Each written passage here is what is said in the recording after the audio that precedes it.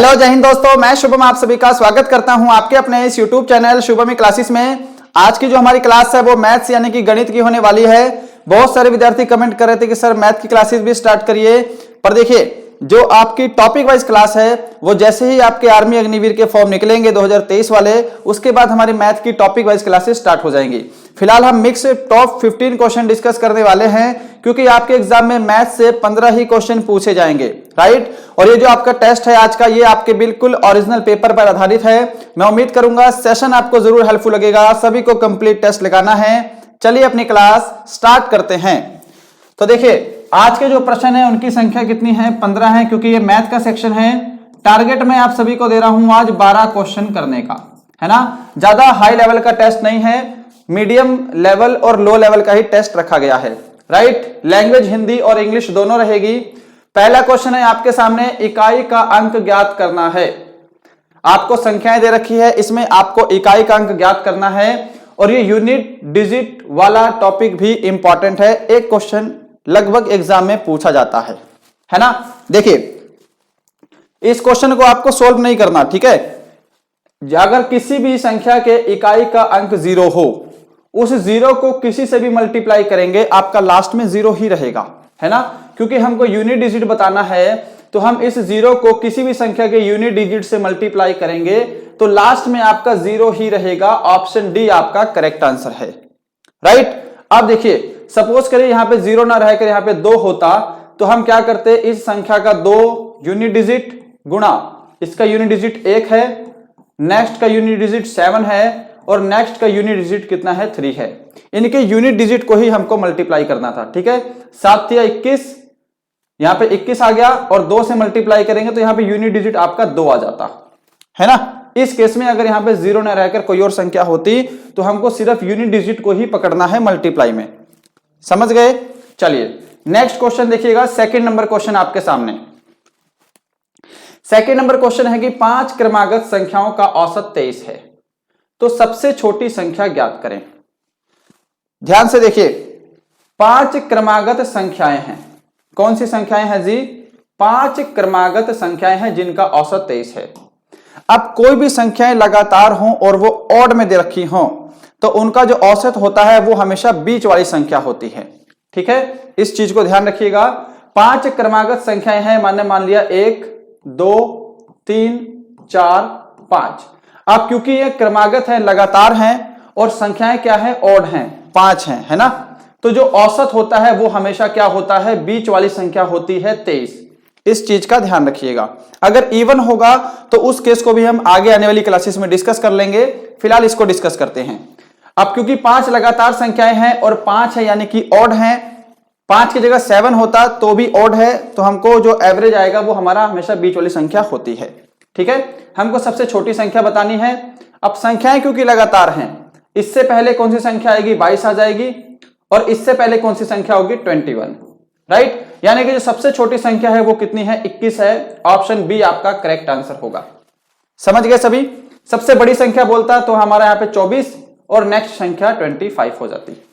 अब इसमें आपसे कुछ भी पूछ सकता है कि पहली और आखिरी संख्या का गुणनफल बताओ, या पहली और आखिरी संख्या का जोड़ बताना है, डिफरेंस बताना है, कुछ भी पूछ सकता है। आप आसानी से निकाल सकते हैं, ठीक है। चलिए थर्ड नंबर क्वेश्चन आपके सामने है स्क्रीन पर। आपको एग्जाम में ऐसे ही फटाफट क्वेश्चन को सोल्व करना है, पर ध्यान रखिएगा क्लास में कोई भी कैलकुलेटर लेके नहीं बैठेगा, सभी को अपने आप कॉपी पेन पर सोल्व करना है। देखिए 16 से 2/3% को भिन्न में बदलना है। अब कोई भी परसेंटेज वाली वैल्यू है, उसको आपको फ्रैक्शन में बदलना हो तो हम क्या करते हैं? उस संख्या को, उसको हम 100 से डिवाइड कर देते हैं, ठीक है। समझिए इस चीज को। थोड़ा स्पीड में तो नहीं करवा रहा ना। देखिए संख्याएं हैं 16 सही 2/3%।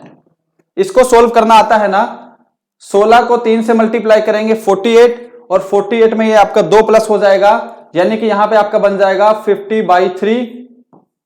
अब क्योंकि हमें इसको भिन्न में बदलना है तो नीचे क्या कर देते हैं? हम 100 से मल्टीप्लाई कर देते हैं, ठीक है। अब इसको सोल्व कर लीजिए, आंसर आपके सामने होगा।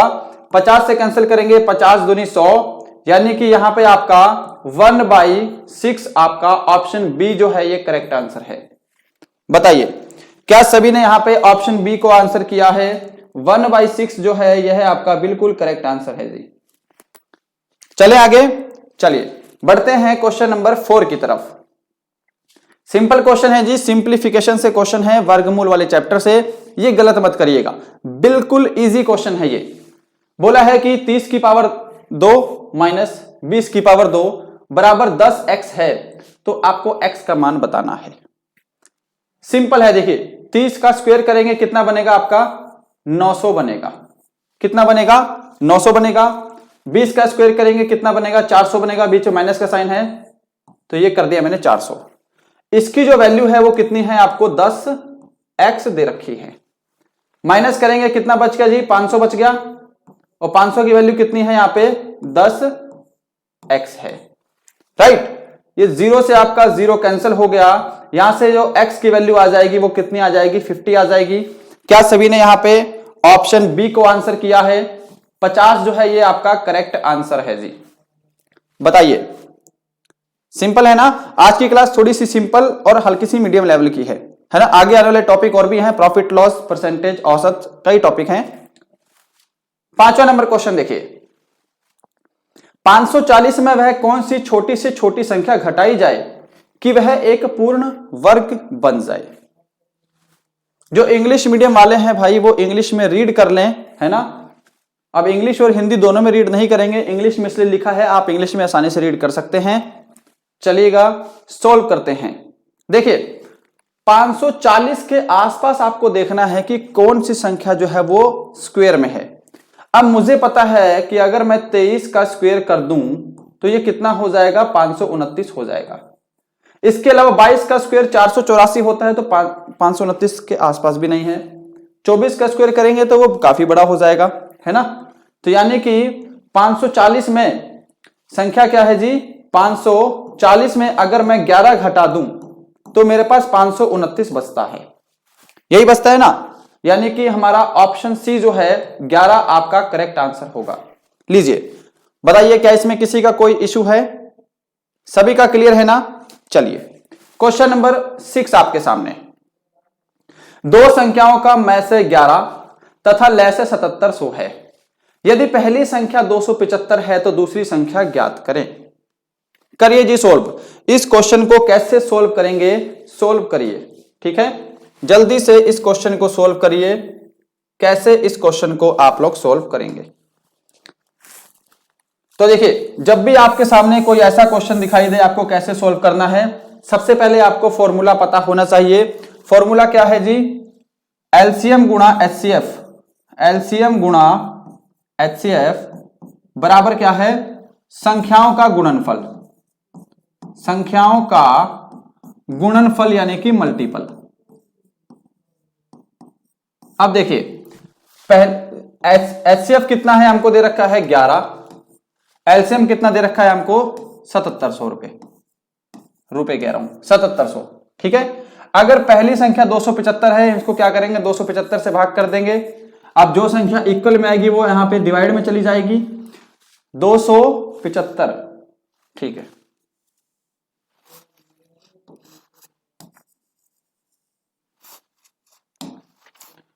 एक संख्या 275 है गुणा हमको दूसरी संख्या निकालनी है। हमको क्या निकालनी है जी? सेकंड टर्म निकालना है, राइट? अब इसको सोल्व करिए, आपका आंसर आपके सामने होगा।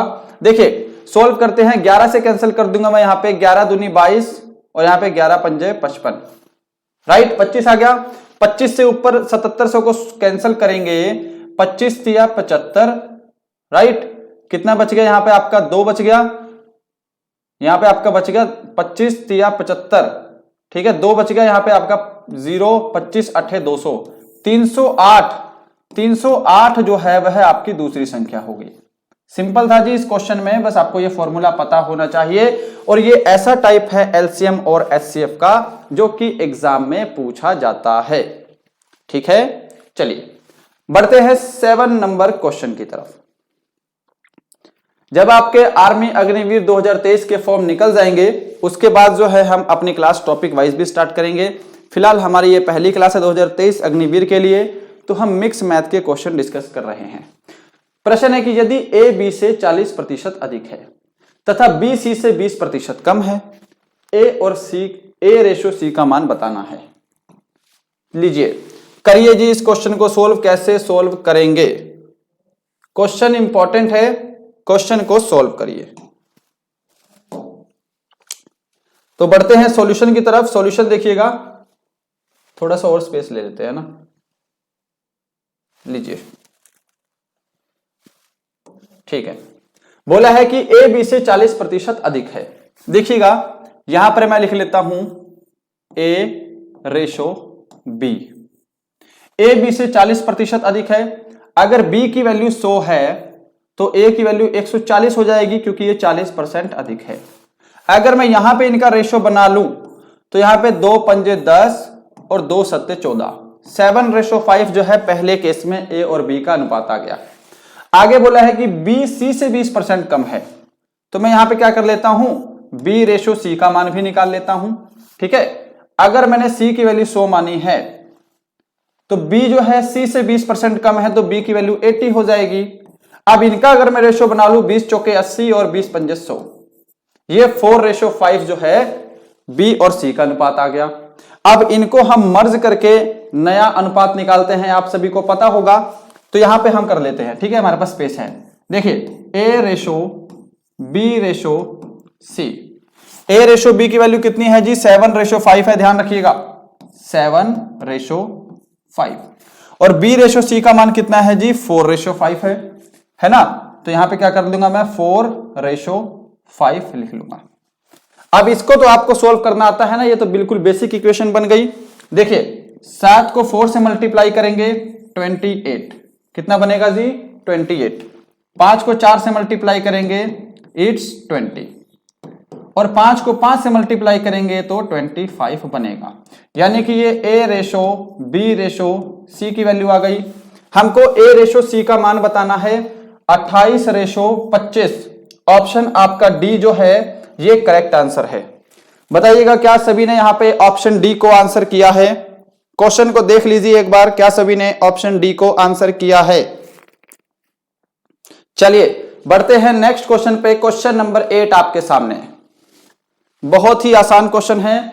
समीकरण दिया है, समीकरण 15 - 7x और 15x + 7 को बराबर बनाने के लिए x का मान कितना होगा? x की वैल्यू आपको फाइंड आउट करनी है। कैसे करेंगे इसको भी मैं क्या कर लेता हूं, छोटा कर लेता हूं, ताकि हम आसानी से सॉल्व कर सकें। आप अपनी कॉपी पेन में सॉल्यूशन करते रहिएगा। अगर आपको नहीं आता है तो सॉल्यूशन देखिए, और यदि आपको ये वाला क्वेश्चन आता है तो मुझसे पहले सॉल्व करिए और कमेंट बॉक्स में कमेंट करिए। लास्ट में सभी का स्कोर कमेंट बॉक्स में चाहिए कि इन 15 प्रश्नों में आपने कितने क्वेश्चन सही किए हैं। ओके, देखिए समीकरण क्या आपको दे रखा है जी? समीकरण दिया है आपको 15 - 7x बराबर करना है किससे? 15x + 7 से। ठीक है, यहां पे अब देखिए ये x वाला x से सॉल्व होगा और बिना x वाला अपने आप में सॉल्व होगा। ये 7 इधर जाके, क्योंकि ये बराबर का साइन है बीच में, 7 प्लस का है, इधर जाके क्या हो जाएगा जी? माइनस हो जाएगा। तो यहां पे 7 माइनस हो जाएगा तो यहां पे 8 बचेगा, इज इक्वल टू, ये क्या है? माइनस का 7x है। ध्यान से देखिए, ये माइनस का 7x है, इधर जाएगा 15x में तो ये प्लस का हो जाएगा। ठीक है, 7 15 और 7 कितने होते हैं? 22, यानी कि यहां पे 22x हो जाएगा। x का मान बताना है। देखिए अब ये 22 इधर ना रहकर 22 8 के नीचे डिवाइड में चला जाएगा, तो x की वैल्यू कितनी बन जाएगी? 8/22 बन जाएगी। ओके, अब इसको आगे सिंपल आपको सोल्व करना है। 2 चौके 8 और 2 से कैंसिल करेंगे तो 11, यानी कि 4/11 जो है यह आपका x का मान आ जाएगा। कहां पर है? ऑप्शन बी में है। लीजिए क्वेश्चन को चेक करिए, क्या सभी ने यही आंसर किया है? अपने कॉपी पेन में चेक करिए, सभी ने यही आंसर किया है ना? आगे देखिए, नेक्स्ट क्वेश्चन है कि 3 संख्याओं का औसत 15 है। यदि पहली संख्या 7 तथा दूसरी संख्या 28 हो तो तीसरी संख्या ज्ञात करें। इसको तो मैं यहीं पर सॉल्व कर दूंगा, ठीक है, हमको इसको छोटा करने की जरूरत नहीं है, इसको यहीं पर सॉल्व कर देंगे। देखिए 3 संख्याओं का औसत 15 है। अगर मैं 3 को 15 से मल्टीप्लाई कर दूं तो तीनों संख्याओं का टोटल आ जाएगा 45। ये तीनों संख्याओं का टोटल है जी। ओके, अब बोला है कि पहली संख्या 7 है, दूसरी संख्या 28 है, यानी कि पहली संख्या 7 है और दूसरी संख्या क्या है 28 है। इन दोनों का अगर मैं टोटल करूंगा तो पहली दोनों संख्याओं का टोटल कितना हो जाएगा 8 7 15 का 5 35 हो जाएगा, ठीक है, यानी कि 3 संख्याओं का टोटल 45 है, जिसमें से पहली 2 का टोटल 35 हो गया। तो तीसरी संख्या क्या हो जाएगी 45 में से हम 35 को माइनस कर देंगे तो तीसरी संख्या आपकी 10 आ जाएगी, ऑप्शन डी। चेक करिए जी क्या सभी ने यही आंसर किया है। चलिए क्वेश्चन नंबर 10 देखेंगे, सामने स्क्रीन पर है। किसी कार्य को ए 10 दिन तथा बी 15 दिन में करता है, ठीक है। एक साथ मिलकर काम शुरू करने के पश्चात बी 5 दिन बाद काम छोड़कर चला गया तो शेष काम को ए कितने दिन में पूरा करेगा। इस क्वेश्चन को सोल्व करना है।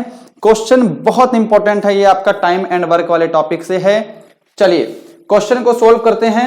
आप अपने कॉपी पेन में इस क्वेश्चन को सोल्व करिए और हो सके तो मुझसे पहले आंसर देने का भी प्रयास करिए, ठीक है। क्वेश्चन सबको दिख रहा है, लीजिए बढ़ते हैं सॉल्यूशन की तरफ। देखिए बोल रहा है कि जो ए है वो काम को करता है 10 दिन में और बी जो है वह काम को करता है जी 15 दिन में।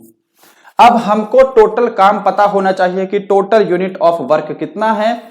तो क्या होगा, इन दोनों का एलसीएम लेंगे तो टोटल वर्क आ जाएगा 30 यूनिट, ठीक है। 30 यूनिट क्या है, टोटल वर्क है। अब यहां पर ध्यान से समझिएगा, 10 दिया कितना होते हैं 30 और 15 दूनी 30। ये 3 और 2 क्या है, ए और बी के कार्य करने की क्षमता है, ठीक है। इतना समझ में आया है, एफिशिएंसी है जी।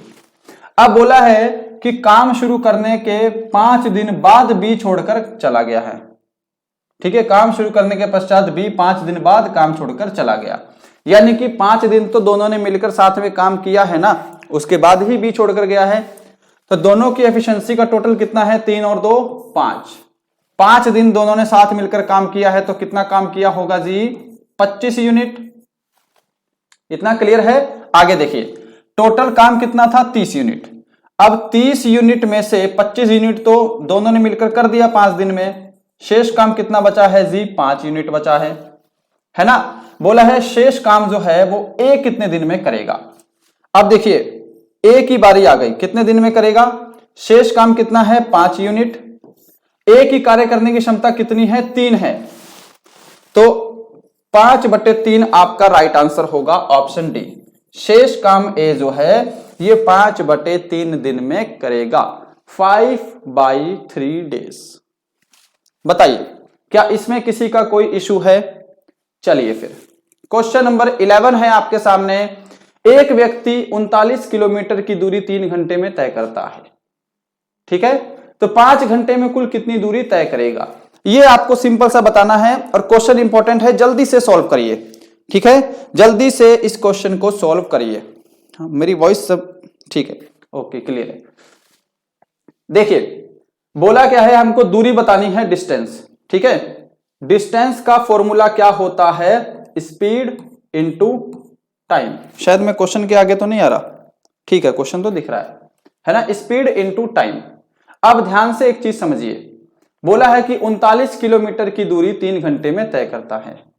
हमको टाइम दिया है कि 5 घंटे में कितनी दूरी तय करेगा। टाइम तो 5 घंटे हमको मालूम है, पर हमको स्पीड पता लगेगी तभी तो हम निकाल पाएंगे कितनी दूरी तय करेगा। अब यहां पर ध्यान से देखिए, स्पीड का फॉर्मूला क्या होता है जी, डिस्टेंस अपॉन टाइम। पहले केस में डिस्टेंस दिया है 39 किलोमीटर, टाइम दे रखा है 3 घंटे। 39 को 3 से डिवाइड करेंगे तो यहां पे आपकी 13 किलोमीटर प्रति घंटा स्पीड आ गई। तो स्पीड यहां पे पुट कर दीजिए 13 किलोमीटर प्रति घंटा। तो 13 किलोमीटर प्रति घंटे की गति से 5 घंटे में वह 65 किलोमीटर दूरी तय कर देगा। ऑप्शन सी राइट आंसर है। सभी ने ऑप्शन सी को आंसर किया है। चले आगे। चलिए 12 नंबर क्वेश्चन देखिएगा जी आपके सामने। एक घड़ी को 200 रुपए में बेचने पर उतनी ही हानि होती है जितना 250 रुपए में बेचने पर लाभ होता है। घड़ी का क्रय मूल्य ज्ञात करें। अब देखिए इसको मैं बेसिक से भी बता दूंगा और आपको शॉर्ट ट्रिक से भी बता दूंगा, है ना।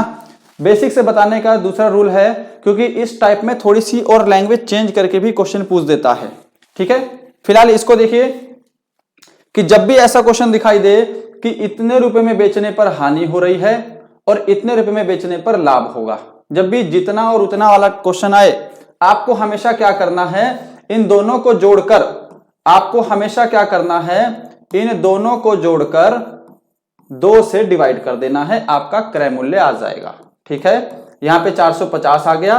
अब 2 से डिवाइड करेंगे तो यहां पे 2 दूनी 4, 2 दूनी 4, 2 पंजे 10, 225 रुपए आपकी वैल्यू आएगी यहां पर। ये तो है जी इसकी ट्रिक, है ना। अगर हमको फटाफट से इस क्वेश्चन को करना है तो हम इस तरीके से कर सकते हैं। अब आ जाओ थोड़ा सा बेसिक के ऊपर। बेसिक भी बहुत जल्दी सोल्व करा दूंगा, आपको ज्यादा समय नहीं लेंगे, क्योंकि बेसिक आपको पता होना चाहिए। अब आप बोलेंगे सर आपने तो तुक्का मारा है, तो इसका बेसिक समझिए। देखिए 200 रुपए में बेचने पर हानि हो रही है। अब लॉस का फॉर्मूला क्या होता है? लॉस क्या होता है जी? CP minus SP. क्या होता है जी? सीपी माइनस एसपी, यानी कि क्रय मूल्य में से ही विक्रय मूल्य को घटाएंगे तो हमारा हानि होगा। प्रॉफिट क्या होता है? SP selling price minus cost price. ठीक है, विक्रय मूल्य माइनस क्रय मूल्य। अब यही इक्वेशन यहां लगानी है आपको। 200 रुपए में बेचने पर हानि हो रही है, हानि के लिए हम सीपी माइनस एसपी लगाएंगे, यानी कि क्या है, देखिए सीपी माइनस एसपी दे रखा है 200 रुपए, तो ये हो गया 200 रुपए। ठीक है, इतना समझ गए। अब देखिए इज इक्वल टू, बोला है कि उतना ही लाभ हो रहा है 250 रुपए में बेचने पर। अब लाभ के लिए हम ये वाली इक्वेशन लगाएंगे। एसपी दे रखा है आपको 250 माइनस सीपी। ठीक है जी, इतना सभी का क्लियर है। अब देखिए ध्यान से, क्या है यहां पे, ये जो सीपी है ये माइनस वाला है ना। ये जो आपका सीपी है ये माइनस का है, तो इधर आके इसमें जुड़ेगा तो प्लस का हो जाएगा, यानी कि यहां पे हो जाएगा आपका 2cp बराबर ये 200 जो है ये माइनस का है ये इक्वल से इधर जाएगा तो ये भी प्लस का बन जाएगा, तो यहां पे आपका 450 हो जाएगा। अब 2cp की वैल्यू 450 है, 2 से 450 को डिवाइड कर देंगे तो आपका क्रय मूल्य कितना आ जाएगा? 225 रुपए, ऑप्शन डी। समझ गए सभी? ये इक्वेशन लगाकर हम इस क्वेश्चन को सॉल्व कर सकते हैं। चलिए आगे देखिए क्वेश्चन नंबर 13 सामने। एक निश्चित राशि 10% वार्षिक साधारण ब्याज की दर से 4 वर्षों में 7420 रुपए हो जाती है। धनराशि ज्ञात करें। भाई इस क्वेश्चन को करिए जल्दी से। इस क्वेश्चन में अगर आपको ट्रिक नहीं पता है, फॉर्मूला नहीं पता है, इस क्वेश्चन में फंसेंगे। ठीक है, फंसेंगे भी नहीं तो आप टाइम ले लेंगे ज्यादा, हमको एग्जाम में ज्यादा टाइम नहीं देना है। देखिए ये क्या है, एक निश्चित राशि 10% वार्षिक साधारण ब्याज की दर से 4 वर्षों में इतनी हो जाती है, यानी कि इतनी हो जाती है, यानी कि ये क्या है आपका मिश्र धन है जी। क्या है? मिश्र धन है, अमाउंट है। हमको प्रिंसिपल निकालना है, हमको धनराशि निकालनी है। तो जब भी आपको मिश्र धन दिया हो और प्रिंसिपल निकालने को बोले, फॉर्मूला देखिए क्या लगाना है आपको। यहां पर समझिएगा, जब भी आपको मिश्र धन दिया हो और आपको प्रिंसिपल निकालने को बोले, देखिए फॉर्मूला लगाना है अमाउंट इंटू, अमाउंट क्या है? मिश्र धन है आपका, amount into 100 divide by 100 plus rate into time. यह फॉर्मूला लगाना है आपको मूलधन निकालने के लिए। समझ गए? देखिए अमाउंट कितना दे रखा है? 7420 रुपए, यानी कि यहां पे हम क्या करेंगे? 7420 रुपए गुणा 100 करेंगे। डिवाइड में क्या है जी? 100 plus rate into time. Rate 10% है, टाइम 4 वर्ष है। 10 को 4 से मल्टीप्लाई करेंगे 40 हो जाएगा, तो यहाँ पे 40 हो जाएगा। तो इसको मैं क्यों ना रफ करके डायरेक्ट 140 लिख लूं। 100 प्लस 40 कितना हो जाएगा 140। लीजिए इसको सॉल्व करेंगे, आपका प्रिंसिपल आ जाएगा। इतना समझ गए हैं? आप सॉल्व कर दीजिए। 0 से आपकी यहां पे मैंने 0 कैंसिल कर दी, ठीक है। 14 से कैंसिल करेंगे, देखिएगा 14 पंजे 70 और 14 तिया 42, 53 आ गया। 53 को 100 से मल्टीप्लाई करेंगे तो 5300 रुपए जो है आपका प्रिंसिपल हो जाएगा, ऑप्शन बी। बताइए इस क्वेश्चन में किसी का भी कोई इशू है? क्वेश्चन आसान था, हमने आसानी से सॉल्व कर लिया। क्वेश्चन नंबर 14 देखिए, और इस 14 नंबर वाले क्वेश्चन में तो बस आपको फॉर्मूला बताना है, शंकु के आयतन का सही सूत्र क्या होगा। और देखिएगा इस क्लास का जो पीडीएफ है, मैथ की क्लास का पीडीएफ, ये आपको हमारे टेलीग्राम चैनल पे मिल जाएगा। टेलीग्राम चैनल का लिंक नीचे डिस्क्रिप्शन में दिया हुआ है इसी वीडियो के, ठीक है। आप चाहे तो मेरे साथ इंस्टाग्राम पर भी ज्वाइन कर सकते हैं। कोई इंपॉर्टेंट चीज पूछनी है, कोई क्वेश्चन में डाउट है तो इंस्टाग्राम पर पूछ सकते हैं, राइट। चलिए शंकु के आयतन का सही सूत्र क्या है जी? 1/3 pi r 2h, option A. Pi r square, अब देखिए यहां पे पाई आर 2h क्या होता है? बेलन के आयतन का फॉर्मूला। बेलन के आयतन का फॉर्मूला। 4/3 पाई आर की क्यूब क्या होता है? गोले के आयतन का फॉर्मूला। गोले के आयतन का सूत्र होता है। क्लियर है इतना? चलिए क्वेश्चन नंबर 15 है आज का लास्ट क्वेश्चन आपके सामने। सभी को टेस्ट कंप्लीट लगाना है। मैं उम्मीद करूंगा सभी ने यहां तक टेस्ट लगाया होगा। आपका बहुत बहुत धन्यवाद। टेस्ट कंप्लीट लगाइए क्योंकि ये आपके काम आएगा, हमारे काम नहीं आएगा, है ना। अब ये वाला जो टाइप है ये आपका डिस्काउंट वाले टॉपिक से है, बट्टे वाले टॉपिक से। ये टाइप वेरी वेरी इंपॉर्टेंट है। देखिए क्वेश्चन क्या है कि एक घड़ी विक्रेता किसी घड़ी पर 5% का बट्टा देता है, तो यहां पर भी लीज देता है, ठीक है, बट्टा देता है। यदि वह 7% का बट्टा देता, हिंदी में टाइपिंग मिस्टेक है जी, यदि वह 7% का बट्टा यानी कि छूट देता तो उसे पहले से 15 रुपए कम लाभ होता। घड़ी का अंकित मूल्य ज्ञात करें। कैसे करेंगे इस क्वेश्चन को? जल्दी से सोल्व करिए। कैसे करेंगे? जल्दी से इस क्वेश्चन को सोल्व करिए, ठीक है। अब यहां पे अपने आप कर देना भाई, यहां पे बट्टा है, ठीक है ना। यहां पे बट्टा देता है और यहां पर भी क्या है? बट्टा है। देखिए यहां पे हैड टोल्ड लिखा है ना, यहां पे क्या है? लीज ही है, ठीक है, डिस्काउंट ही है, इंग्लिश में डिस्काउंट है। देखिए जब भी ऐसा क्वेश्चन दिखाई दे कि इतने का बट्टा दे रहा है, यदि वह इतने का देता हो तो इतने रुपए कम या अधिक का लाभ या हानि होती, तो हम क्या करेंगे? इन दोनों डिस्काउंट का हम डिफरेंस ले लेंगे। पहले 5% का बट्टा दे रहा था, अब कितने का बट्टा दे रहा है? 7% का। दोनों का डिफरेंस कितना है जी? 2% है, ठीक है। अब परसेंटेज में 2% का डिफरेंस है, परंतु प्रॉफिट में 15 रुपए का अंतर है, यानी कि 2% की वैल्यू क्या है? 15 रुपए के बराबर है, ठीक है। अब सिंपल सी बात है, इसको सोल्व कर लेंगे। हमको क्या निकालना है? अंकित मूल्य, यानी कि 100% की वैल्यू, राइट। अब 100% निकालने के लिए दोनों को 100 से मल्टीप्लाई कर दीजिए, यहां से भी आपकी 100% की वैल्यू आ जाएगी, ओके। परंतु हम बेसिक से चलते हैं। देखिए आपको कंफ्यूज नहीं करेंगे। 100% की वैल्यू निकालनी है, 15/2, यहां पे क्या करेंगे? हम गुणा 100 कर देंगे, ठीक है। यहां से आपकी 100% की वैल्यू आ जाएगी। 2 से कैंसिल करेंगे, यहां पे कितना जाएगा? 2 पंजे 10, 50 बार में, और 15 को 50 से मल्टीप्लाई करेंगे तो यहां पे 750 रुपए आपका राइट आंसर होगा, ऑप्शन बी। क्या सभी ने ऑप्शन बी को आंसर दिया है? हमको सिर्फ 100% की वैल्यू निकालनी है। 2% को हमने 15% के बराबर रखा है। अब क्योंकि ये बराबर के नीचे है, सामने है, तो यहां पे आके ये डिवाइड में चला जाएगा, राइट। 100% की वैल्यू निकालनी थी तो 100 से मल्टीप्लाई कर दिया। 750 रुपए आपका करेक्ट आंसर होगा।